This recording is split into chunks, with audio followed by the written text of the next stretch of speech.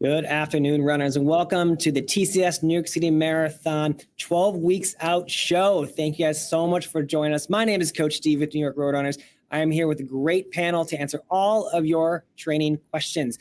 We have Roberto Mandje from NYRR Coaching Team, and we have Allison Greer, expert physical therapist from HSS. Thank you so much both for joining us today.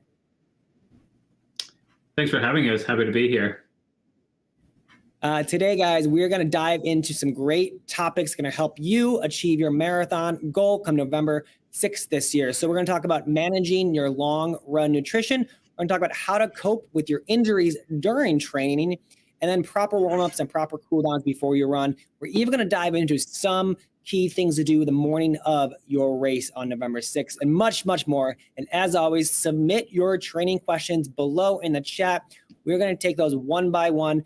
But I also want to know where you are watching from. A lot of people join us here that live in the tri-state area. Some join us from out west, some internationally, which is really cool to see, especially with the New York City Marathon approaching. But I don't know where you're watching from. Put those in the chats. We're going to give you a shout out and then what your training questions are. Let's dive into this. Roberto, we're, like I said, 12 weeks out from the chat. And I want to talk about where runners should be. So, what's going on with training? Where should we be? What do we do if we don't have a training plan yet? Let's say we just signed up maybe with a charity. How do we get started? Yeah, great question. I feel like every year I answer this, I'm answering both as an expert and as a live-in participant, because I'm also, training for this year's TCS New York City Marathon. So the important thing is that if we're 12 weeks out, some people, depending on their training background and injury history, might just be starting, like they might have started last week. And there's obviously people who started weeks and even months ago. So, don't compare yourself to others, just meet yourself where you are. So with 12 weeks out, you should have ideally some training runs behind you. You haven't hit your longest long run yet. You haven't hit your peak mileage. So again, if you've been training for a few weeks, then you're still ramping up. Maybe you're starting to incorporate some workouts, marathon specific workouts like long tempo runs, fartleks, things like that. And again, you're building up your mileage. A lot of people I've seen on Strava lately who are running this year's marathon have been hitting anywhere between 12 and even 16 or 17 miles for the long run. This past weekend we had the 12-mile long run, so it kind of gives you a gauge where most people are. But again, just be where you are and kind of build from there. And then, of course, if you're just starting from scratch, then you could take the next 4 weeks to gradually build up fitness, and then take the next 4 weeks to ramp up that mileage, get your long run to maybe the peak mileage, and then the last couple of weeks to start to taper. So everybody's going to be in different places, but the important thing is to just be measured and gradually build up from where you are, and know that 12 weeks is still plenty of time to train. At least that's what I keep telling myself as well. Roberto, for those out there that maybe haven't started training yet, they're looking to get a training plan. What do you recommend as an NYRR coach? What should they look for in a plan, and how do they find one? Yeah, certainly. I mean, we have a shout out to our in-house virtual training coaching lab. There should be a link appearing at the bottom. Otherwise, go to nyrr.org, and that's virtual coaching. So you get your own personal coach, and that could be whether you're training locally in the tri-state area or you're internationally, as many of our runners are coming in. And then, of course, if you are a local runner, then we welcome you to join us for group training. We meet at various boroughs throughout the city.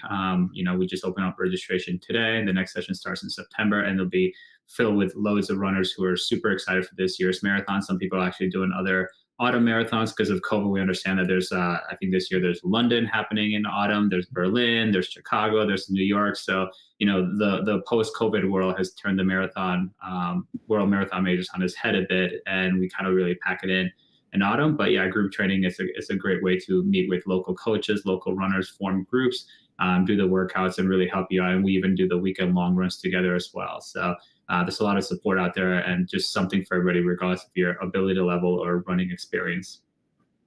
Love that, guys. If you're interested in some training programs, look in the link below in the chat. You'll see a coaching lab. And then once again, Roberto mentioned group training, which also is there for long runners. Look at those in the chat. They should be there soon, if not now.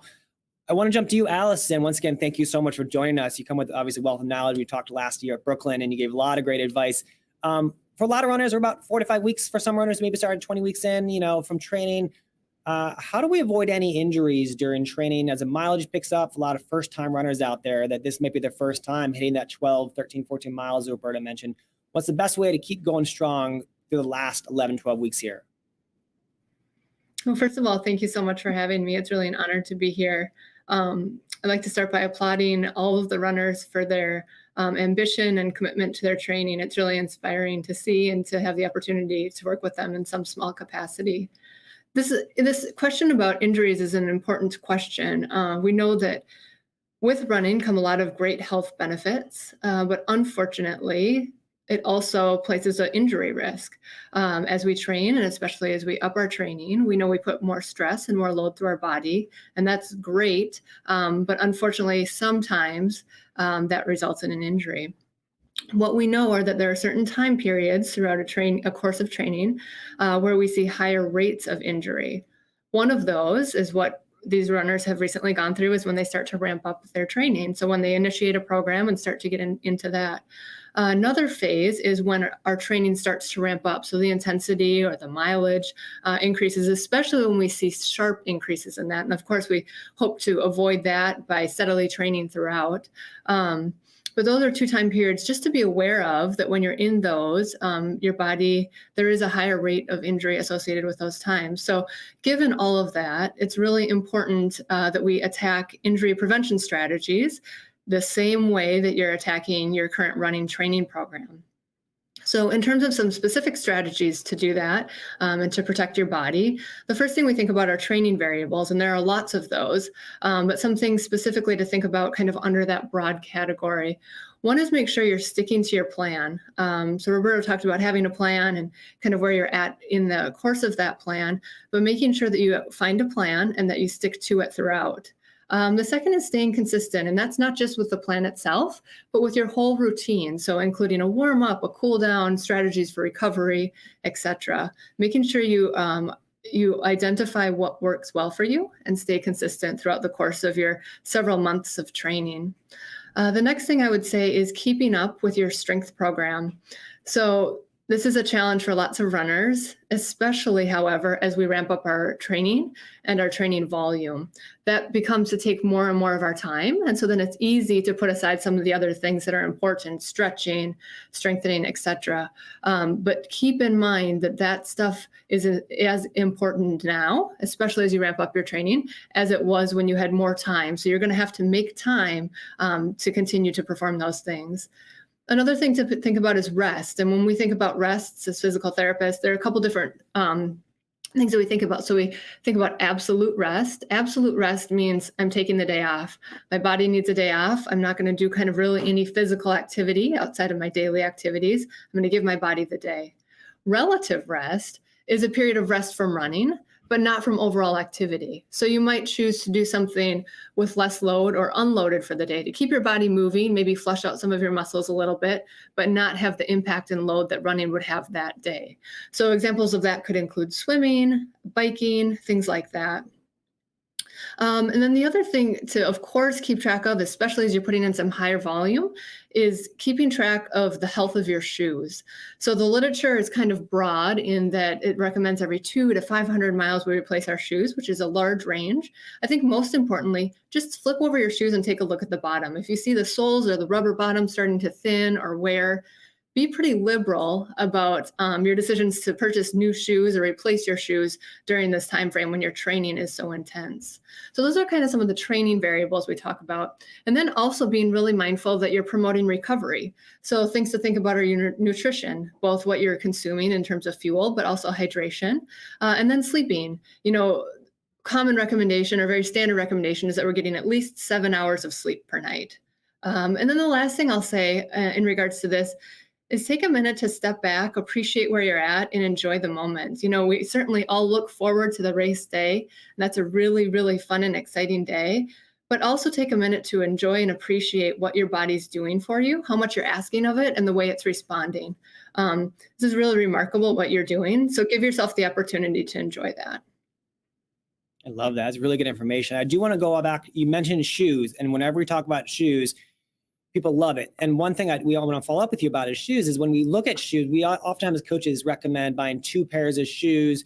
They last longer. But when we buy shoes, do you have any advice? Should we buy the same New Balance, same model, and just buy them twice and switch off? Or should we have different brands as long as they are suitable for our foot. You go to a shoe store, they say these 3 fit your foot. I'm a neutral runner. These both fit. They both feel great. Or should I buy something different, similar?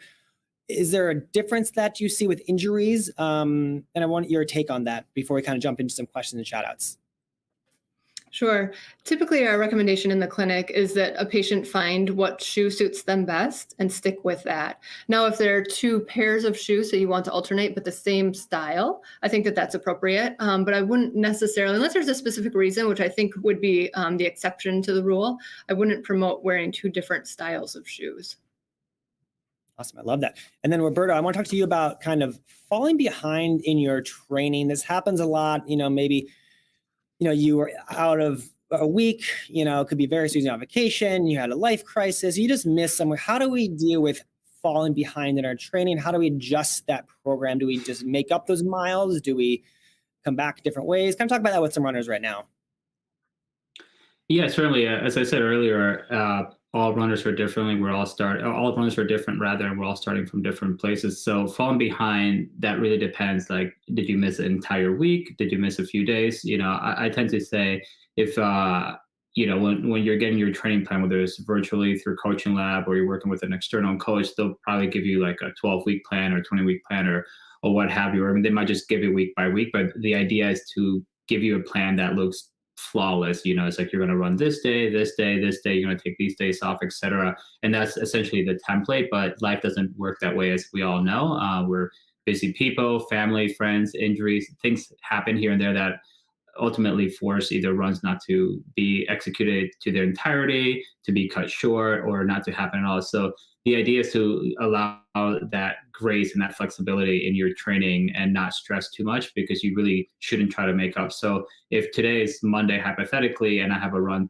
the next day, Tuesday, and I miss it for whatever reason because I need extra rest, or just life gets in the way, then I would just say skip that and then pick up training where you were supposed to be the following day, Wednesday, whether it's a workout or an easy run or what have you.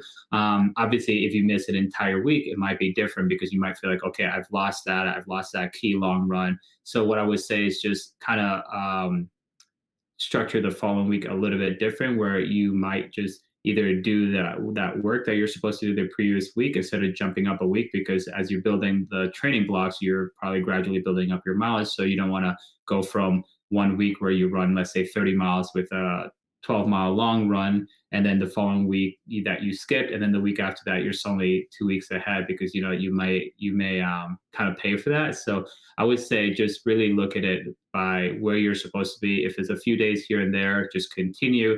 If it's a week or two, then maybe again, for whatever reason, injury, travel, what have you, maybe just pick up the training where you were before instead of trying to jump up ahead. And there's another reason, guys, to get a coach. When NYRR Coaching Lab will get you there, that coach can adjust your training plan for you as well. We have some tons and tons of shout outs and questions from you guys. I do want to dive into those because that is why we're here to talk to you guys and runners out there. We got Jassy from Club Rise to Run. Thank you so much, Jassy, for joining.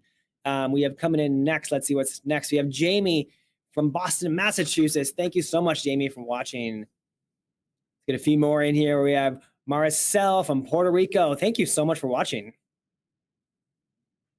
We have Angel from Fort Wayne, Texas. Thank you so much, Angel. Let's get one more in here, AJ. Then we'll get some questions. We got Richie from India. Thank you so much. The longest away today. Thank you so much for watching. Great job, everyone. Thank you for joining. We've got some questions. Let's get those in here. All right. There's some Jassy. Roberto, I think we'll toss this one to you first. Jassy asks, how many long runs needed in the next 12 weeks, and what is the longest run needed? I'm sure this is going to say depend, but maybe we can figure out how to answer her a little bit more detailed. Yeah, I mean, it's very tough to answer individually, but like obviously knowing Jassy, somebody who watches our show regularly, but not knowing their training intimately, I would say in 12 weeks, that's, let's say 12 weeks from today to marathon day, that's what it takes you to. So I would say probably 9 or 10, because the last 2 weeks you're working on your taper. So a long run is typically the longest run you do in your week. for most people, it's typically done on a weekend, so on a Saturday or Sunday. So it's always relative. So like I said, right now, most people are somewhere between maybe 10, 12, and even as high as 16. So that is the long run.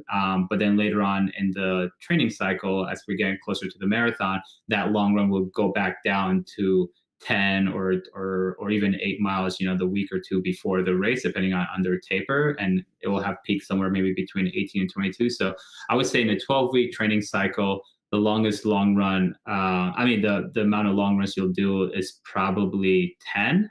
Again, being that the last 2 weeks you're in tapering, so there will be your longest run of the week, but there won't technically be a long run. And let's see, and what is the longest run needed?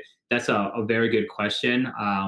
I was speaking to a reporter yesterday, and they were actually surprised to learn that you don't need to run the full marathon distance. So some people think that their longest long run needs to be 26.2 miles or 26 miles before the marathon, just that way they could feel mentally and physically prepared. But that really isn't the case. For most people, I would say anywhere between 18 and 22 miles is a good amount of mileage to put in as your longest long run, meaning your peak mileage. And it's really more about the sum of your training, not that one long magical run. So if you think about it, if you try to do a 26-mile long run, you're probably gonna have to rest for a few days before that, and you're definitely gonna have to recover from that, no matter how easy you run it, because it's a long time to be on your feet.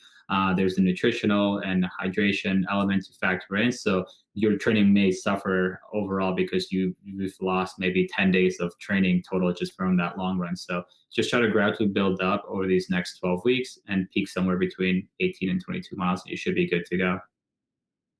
Great answer. I love it. Jassy, thank you so much for the question as always. What do we have next? Next question. Andy asks, any advice on incorporating salt tablets with gels? Allison, do you have any, I know, nutrition isn't your strong background, but do you have any advice on, salt tablets with gels or Gatorade? And then obviously I want a coaching from Roberto's intake as well.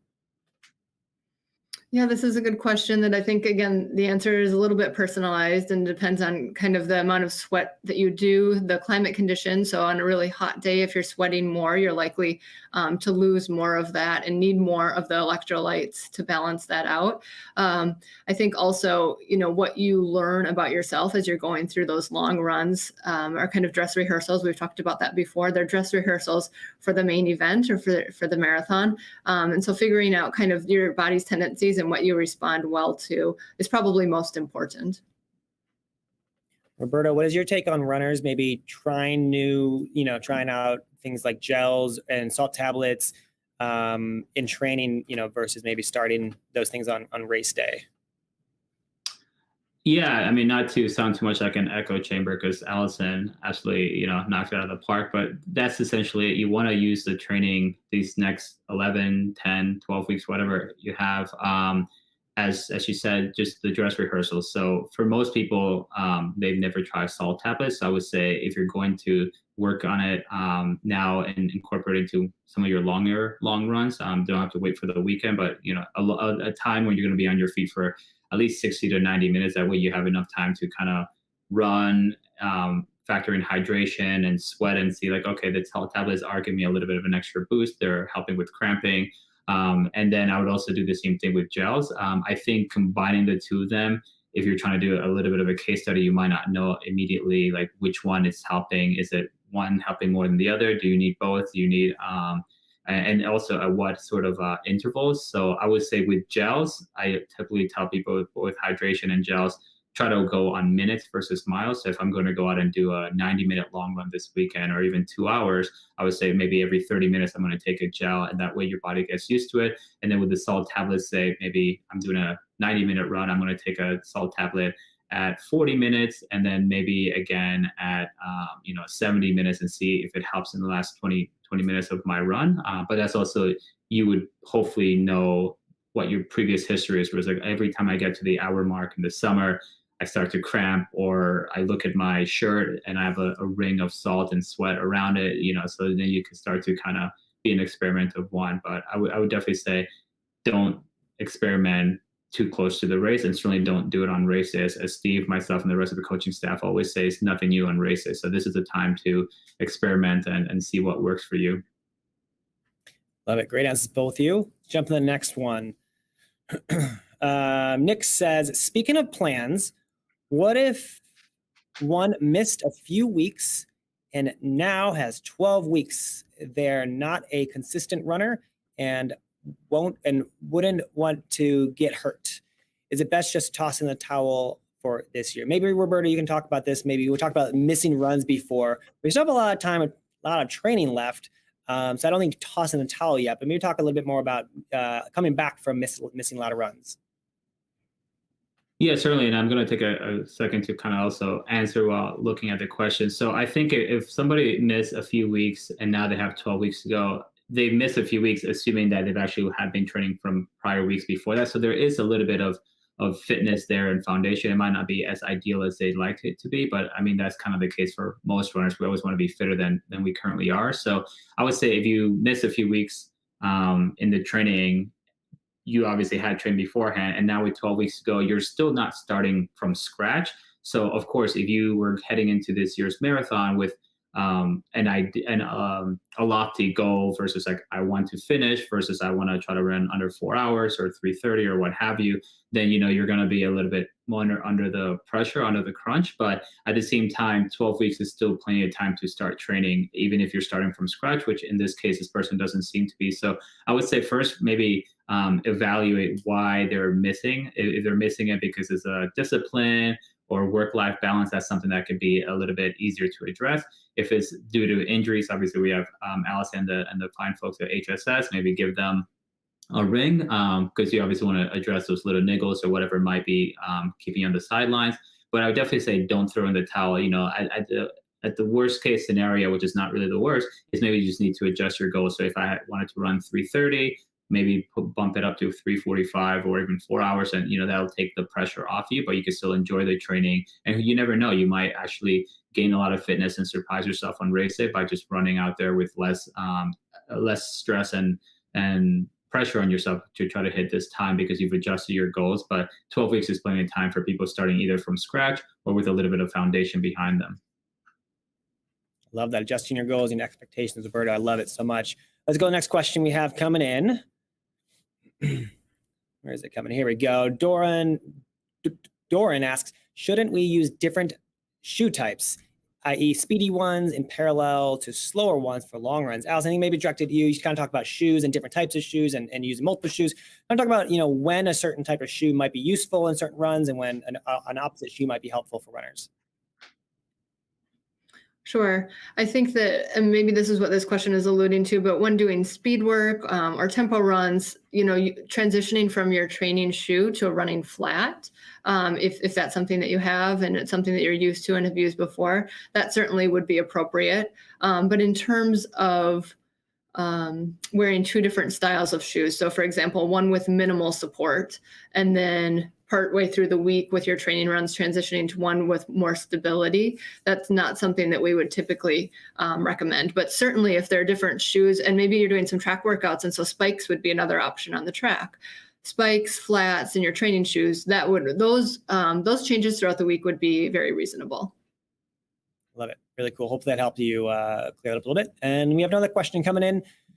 Let's see. Where is it? Andy asks, when should we be doing strength training on easy or long run days? Allison, let's jump to you about this one. When do you suggest strength training for runners during marathon training? Yep. So we recommend in terms of the volume of that you get it in 2 to 4 days a week to kind of complement your running. And honestly, typically we'll kind of take it when we can. With runners, as they increase their training, it's often very difficult for them to get that in.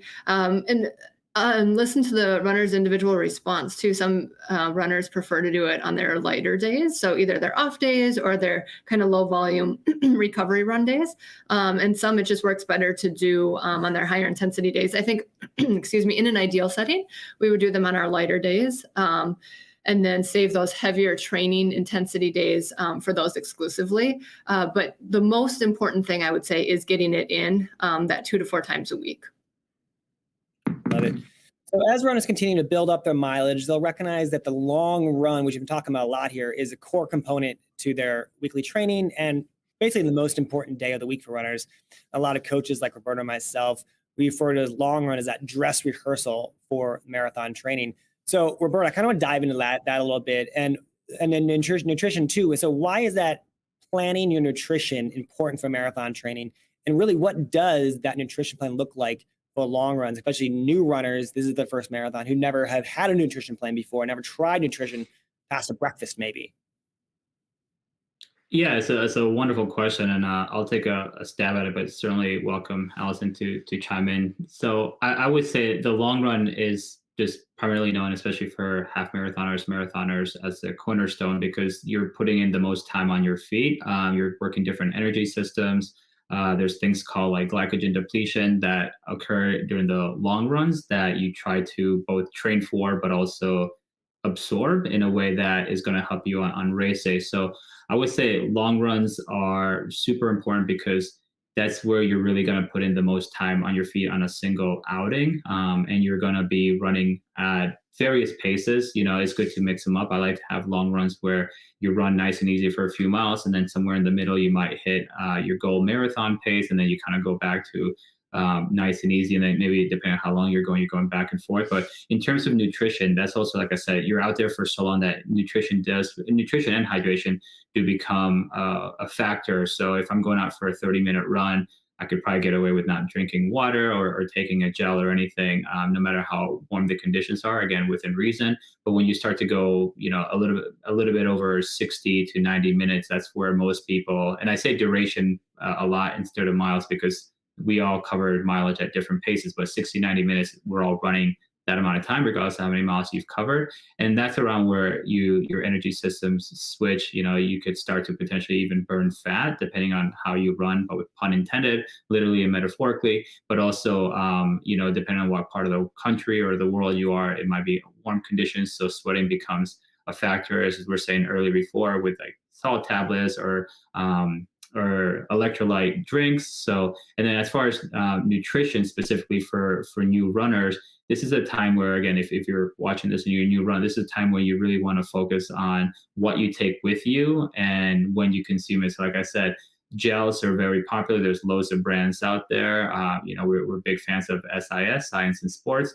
But there's, even within the gel world, there's gels that have caffeinated and uncaffeinated. And that's something that some people need to experiment with like, how does that sit in my stomach? Do I react to it well? Does it help with energy or does it give me cramping? And then, like I said, do I take gels or chews or what have you every 30 minutes, every 40 minutes, 35 minutes, regardless of what it is that you adjust that and experiment on your long run. But I would always advise people to go on minutes for those rather than miles, because as you get more fatigue, whether it's in your long run or on race day, the miles might not, the intervals might not come as quickly as they used to before, because you're kind of slowing down, you're depriving your body of that energy that it requires.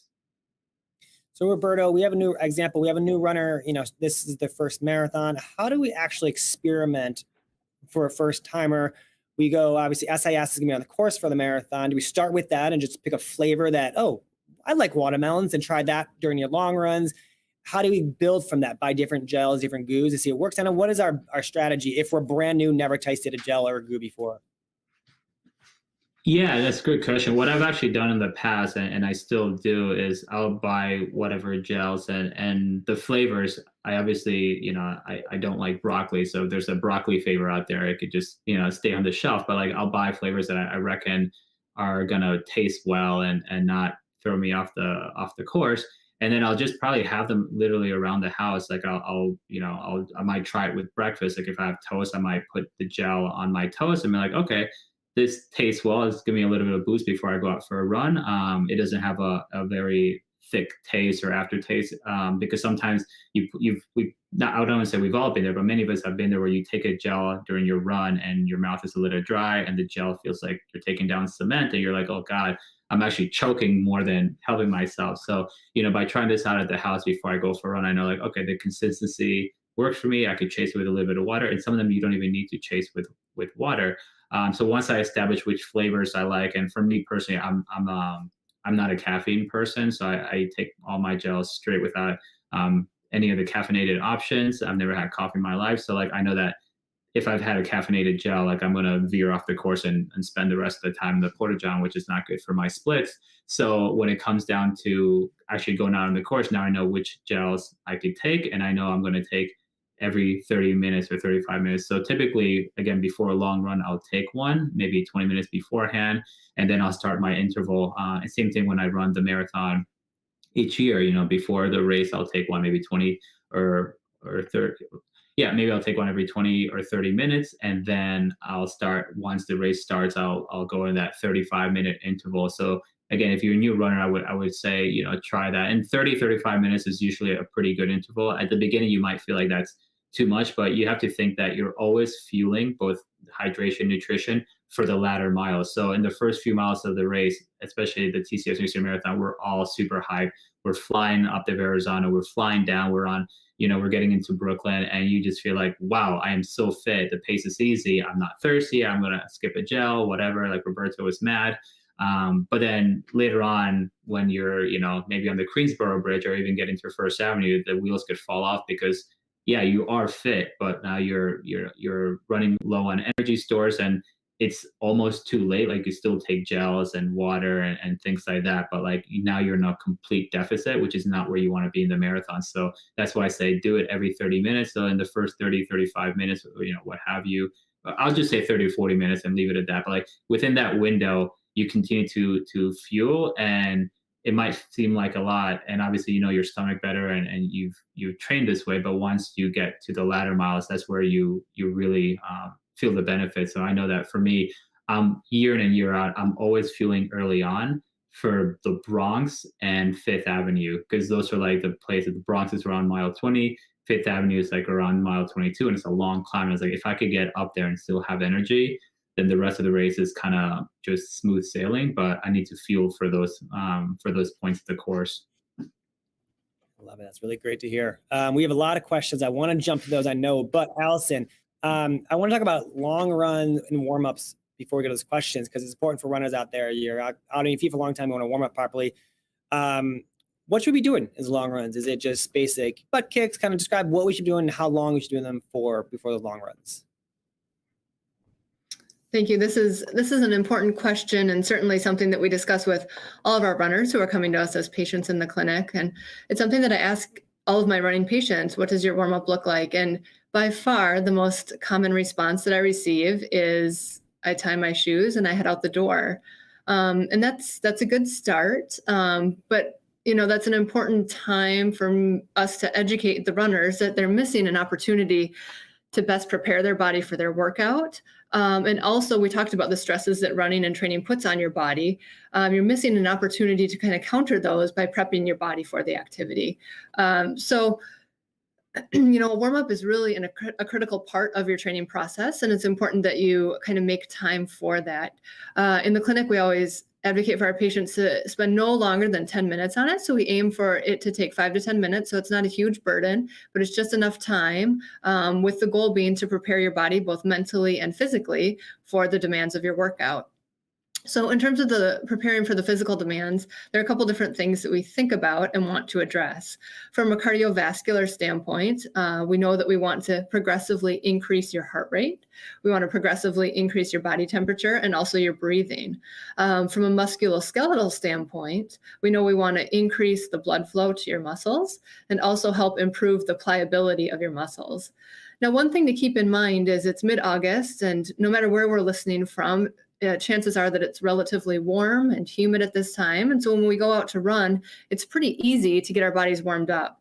But as we prepare for our fall races and start doing our long runs in the months of September and October, the air will get a little bit more crisp.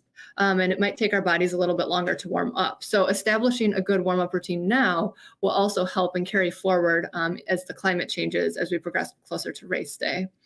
So more specifically, what would a good warm-up look like? And this is something, if you're working with a personal trainer, a strength coach, a running coach, or a physical therapist, that they can really personalize for you to meet your needs the best. But kind of generally speaking, a good warm-up should have the following components. The first part would be dynamic stretching. So when we talk about stretching, there are really two ways that you can do that, either dynamically or statically. A static stretch would be one that you hold for 30 to 45 seconds. So kind of a probably familiar example would be a standard runner's calf stretch where your hands are placed on the wall, you're stretching your leg behind you. There might be specific instances where a few static stretches are appropriate, particularly given a runner's injury history. But in general, during the warm-up period, we want to do more dynamic stretches. So walking quad pulls, walking lunges, things like that, that promote some continuous movement and prepare your body for what's to come. After that, we should perform some muscle activation exercises. And this is going to be a little bit different for everybody depending on kind of what their body is made up like. So for example, a patient who has had hip pain or has had some knee problems, one of the go-tos for that is treating that by getting your hips and gluteal muscles as strong as we can. So that runner might benefit from a few gluteal activation exercises, whether that's performing a few bridges, donkey kicks, things like that to help get those gluteal and hip muscles turned on and prepared for the activity. It doesn't need to be 3 sets like you would do in a training session. It's literally 1 set of those exercises, so just 10 to 15 repetitions to kind of turn that muscle on, wake it up and prepare it for the activity that's to come. And then kind of a progressive walk and or jog that leads you into the activity. So usually we recommend 5 to 10 minutes of kind of that progressive activity at that point. The other thing that I'll mention is if you have any areas that, have been injured or kind of any sticky areas, there might be some specific things that you also want to do to prepare those areas for running or for training as well. So one example that we often see in clinic are patients with tendon pain. So Achilles tendon or patellar tendon pain. And we call that tendinopathy. For those patients, we often recommend that before their run or activity, they perform some isometric holds, which is basically a way of turning on the muscle and kind of a form of strengthening that tendinopathy can respond well to decrease the pain and then allow you to better tolerate your training session. Love that. It's really good information. We actually had a question come in about warm-ups, and I think it's valid because it's something I was going to ask you too. And it's from a runner named Chance, and they ask, what are some warm-ups you can recommend for us while we are waiting in the start village corrals before the race start? And, for those maybe haven't run yet, it's very small, very narrow. You got the start village, obviously, that has some space, 26 miles. What are we looking for warm-ups on actual race morning? That's a great question. And the simple answer for me to provide would be, well, it should be the same as what you've trained for. That would be the simple and most straightforward answer. But we all know, as Chance, you've talked about, on race day, the challenging logistics of race day make that almost impossible. First of all, you have to get to the start line, whether you're sitting on a bus for a while, whether you're walking, or probably a combination of the two. Then you're going to spend time waiting to go to the restroom. You're going to have a small area on the ground, which you might not be used to. You might be used to rolling out your yoga mat in your living room and having the space and time that you need. And then you're going to want to get to the start line, right? So then you're going to probably stand at the start line for a while. So the logistics of race day morning are certainly much different than when you wake up on a Saturday or Sunday to go out for your long run. So I think the important things to consider are having some consistency, despite all those changes in variables, having some consistency in your program. So for example, having a few dynamic stretches that you can still do before you walk to the start line, finding some space to do that. A few of the muscle activation things, soft tissue strategies are great. At home, you might be using a foam roll, for example, to kind of prepare your tissue for your run. You might not want to bring a foam roll with you on race day, but you could bring a massage ball like a tennis ball or a lacrosse ball that could help do similar things that you're used to doing with your foam roll at home. Also, I think another advantage of keeping with a part of that routine is it can help to manage your race day anxieties and nerves, just having that familiarity with that routine and being consistent throughout. It also, again, like we talked about before, it gives you an opportunity to mentally prepare for what's ahead. I think one thing for our runners to consider, especially if they haven't been in that environment yet of a race day and preparing for that, is considering signing up for a race on one of your long run days, just to put yourself in that environment. Your training or your run can be the exact same run that you would do on your own. It doesn't have to turn into a race, but then you're in that environment where you can prepare, okay, what does it look like for me to stand at a starting line for 15, 20 minutes before I go out for a run, rather than kind of putting on my shoes, doing my dynamic warm up, and then going out the door, things like that. I think that you'd be more comfortable too, having been through that before. And then the last thing I'll say is be familiar with the course that you're running. So for example, the New York City Marathon, we know the first 3/4 of a mile is exclusively uphill, right? As you go up and over the Verrazano Bridge. And so anticipating that, that's another great opportunity for you as a runner to kind of ease in and warm up. It's going to be crowded. You're going uphill. You probably haven't run before that because there's not really a good opportunity to do so. And so that's kind of your extended warm up, equivalent to that which you perform when you're doing your long runs on the weekends in preparation for the race. All right, guys, and as we get closer to race expo, when we went with the TCS New York Marathon Expo, we'll be doing course strategies of the marathon course every hour on the hour at the expo, where you pick up your bib, New Balance gear. So as Allison said, get to know the course. We'll be doing that mile by mile for you guys come expo time. I want to jump to shout outs and questions because we have so many of them that we're going to try our best to get through all of these. Let's do some top 5 shout outs here. We have Rakio saying hashtag see you soon NYC. Thank you. And we look forward to seeing you soon. We have Maya from Puerto Rico. Thank you so much for watching. We also have David saying hi. Hey, David. We have Doran saying hi from Israel. I think your question was earlier, so thanks so much for writing in and your shout out. All right, let's see what we have from question. We got one more shout, I think. Dubs says, what's up from down in the tone. See you in 10.5 weeks, boy. Exclamation. I love it. Thank you so much. Anyone, that was great. Awesome. Thank you. Shout outs, guys. Thank you for watching. Let's jump to some questions. AJ, what's next? All right. Question coming in. I've got into Berlin Marathon end of September. Roberto, let's jump to you for this one. Should I put another big one in the gap? I'm guessing maybe long run we're looking at here. What should we do between Berlin and New York? Yeah, I'll be honest, I'm not sure what that means. Another big one in the gap. I'll take a stab at it, and while I answer, Anthony, feel free to elaborate. But in short, we have had, even prior to the pandemic, people doubling up between Berlin and New York because those are 2 marathons that have stayed with their traditional dates. So it is common, I would say. Between Berlin and New York, what you want to do is take a few weeks after Berlin to recover, maybe 2 weeks of no running, and then the 3rd week easy running, and then maybe do 1 or 2 workouts, 1 medium long run, and then just get back into, and then just obviously start your taper for New York because there's not that much time between them.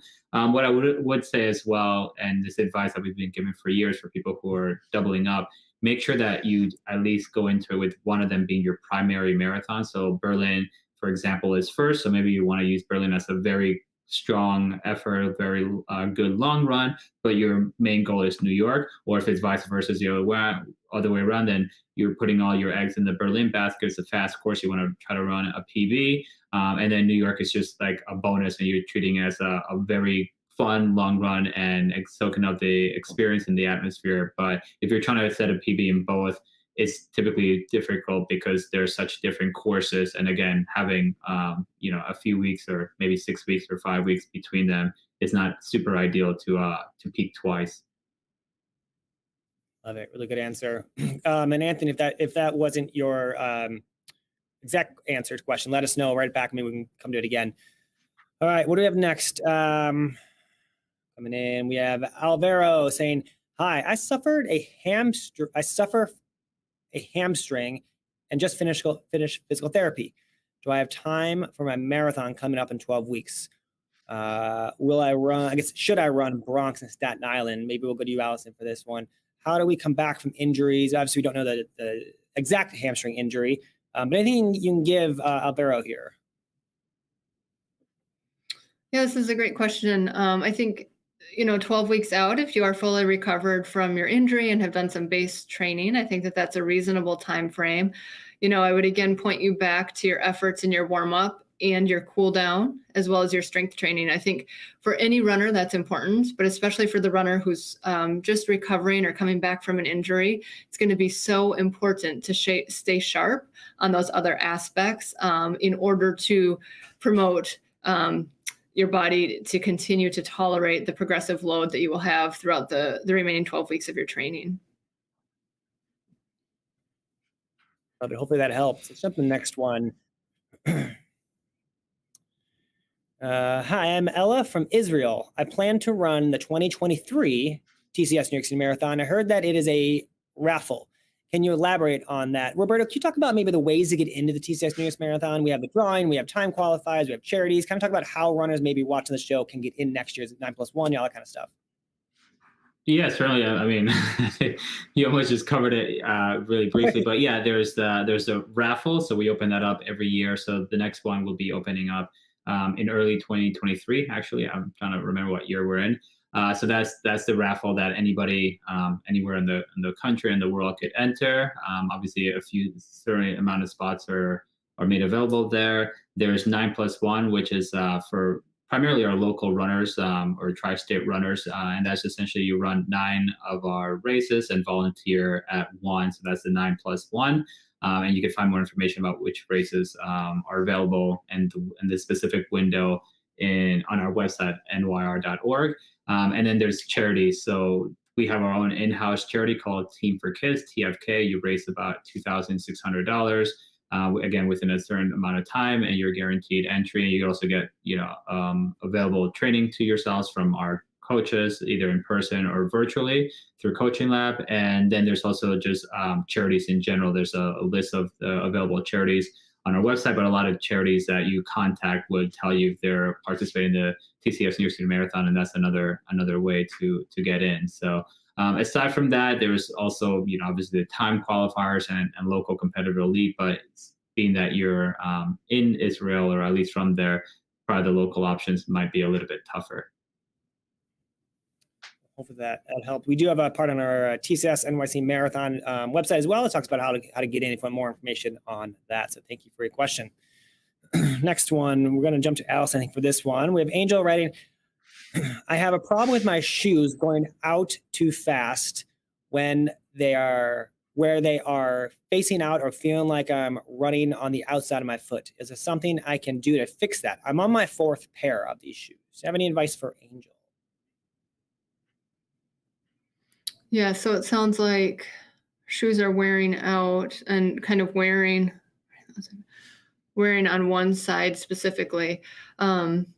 If Angel, if you have not had the opportunity to undergo a running analysis, so a 2D analysis of how you run to identify any contributing biomechanical variables that might explain why you're wearing these shoes out, it sounds like specifically in a certain spot of your foot, I think that would be really valuable. I think that's important for all runners. There's only so much that we know about the way that you run until we actually see you run. We can presume some things based on your flexibility or strength, but I think that that's so critical, whether you've had an injury or not.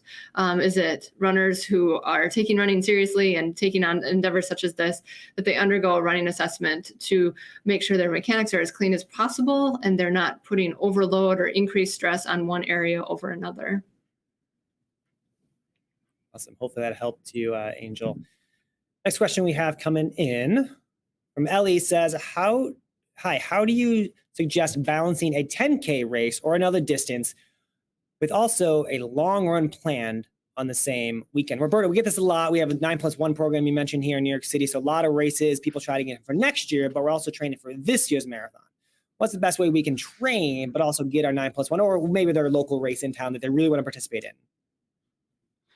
Yeah, if I understand the question correctly, what I would say, if you're doing a 10K race this weekend, whether Saturday or Sunday, just incorporate it into your long run. So if I have, for those new runners out there, 10 kilometers is about 6.2 miles, or we'll say 6 miles for easy math. So if I have let's say a 12-mile long run planned this weekend, which is in range where most people could be, then I would just say run a few miles nice and easy before the race as your warm up. So let's say I'm going to do 3 miles before the race and then run the race 10K or about 6 miles at whatever effort you decide you want to run it at, whether it's a hard effort, all out, or a workout, or you're trying to run it at your goal marathon pace. And then when you finish, maybe run past the finish line, grab a drink, and then continue running and do a cool down of maybe another 3 miles or so. And that would give you about 12 miles. Again, that's hypothetical. If you want to run 12, if you want to run more, then obviously do the same thing, just add a little bit more at the beginning or at the end. But that 10K in that case is what's the constant. And yeah, people do that often, so it's not uncommon. It's just making sure that you incorporate it into your long run and don't sacrifice one for the other. I saw a lot of that this weekend, Roberto, about we had a 12-mile training series run here, and people had 13, 14, 15 to get in. So you saw people or a few out and backs before the race this weekend. And then afterwards, they would kind of maybe get the water, Gatorade in, maybe run a few laps or something like that, after the run. So definitely good to get those runs in when you can get them in and get that training in as well. Let's jump to the next one. We have coming in from Jamie. Do you recommend using a pacer for the TCS New York City Marathon? Do they run consistent pace throughout? I have never stayed with one, but thinking it will help me not going out too fast, which is her problem. I'm going to take this one as the leader of the NYRR Pace team. So the Pacers are one of the best runners. They're some of the best runners in New York City. We have top men and women out there who have run this course multiple times. They know the course ins and outs, every single hill. They do not run even pace, but what they're going to do for you is run even effort. So they're going to probably start off a little slower than their goal pace, because as Allison mentioned, that first quarter mile or so is uphill. So that first mile, if they're running a 4-hour marathon, which is about a 9:09 if you ran the entire way on average, that first mile is not going to be a 9:09. It might be a 9:40 or so, 9:45. But then you have the downhill. You might make it up later. It's also still crowded. So a lot of pacers I know don't even look at their watch for the first mile or two. They'll make up time later on. They'll slow down, pick up paces later. They'll kind of even out their pace maybe on 4th Avenue in Brooklyn, but they're also going to slow down going up the Queensboro Bridge. They're going to speed up going down the bridge. So they're going to do the even effort throughout the whole course. But you can bet on average that pace will equal that sign come the finish line. As I said, they're one of the best runners out there. They've ran the race many years. Stay with them. They're great. You can talk to the pace beforehand, see what their goals are. Kind of the strategy out there. Some might slow down at aid stations. Some might not slow down at aid stations. We also will have pacers at our the TCS New York City Marathon Expo. We'll have some of them there. You can talk to them right there to figure out what their plan is. And then those looking to find the pacer chart, we'll have that out later, maybe next month or early October, so you can find out what pacer is in your crowd. That's not up yet, but they'll be coming up soon. So keep an eye on the website, and I'm sure we'll probably put it on social media as well once that is released, because I know runners always asking for that information. So the next one, hopefully that helps you. Next question we have, I'm assuming gels, what should we bring with us to the start line? Roberto, what are runners kind of things they should look for at start line? Staying warm, I'm assuming, is a big thing. We bring food, snacks to start line. What's there for runners?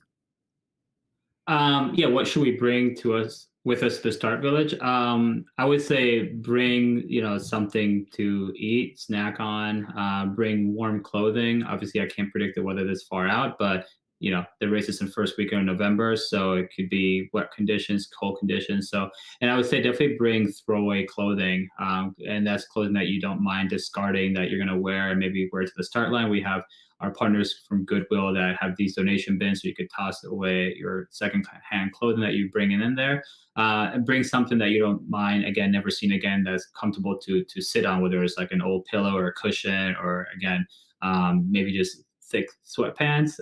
But yeah, food, drink, there'll be stuff at the village, but you don't want to experiment, so you want to bring what works for you. And then what I say to people is, if you want to travel light, maybe bring plastic bags that you could wrap around your shoes in case it's muddy, and that way you're not, your shoes are staying dry. Otherwise, you could obviously bring your race shoes in one hand, and then on your feet wear the shoes that maybe you've been training with, that you don't mind discarding. But you want to travel as light as possible. Just have the hydration, nutrition that you're going to use for the race, and then a little bit of something that you might want to eat for breakfast. Because I think, as Allison said earlier, we do get to the start village pretty early, whether you're taking a bus or a ferry or other forms of transportation. So you want to make sure that you don't wake up at 2 a.m., eat breakfast, and then don't eat again until maybe 8, 9, 10, whenever you do start. I love it.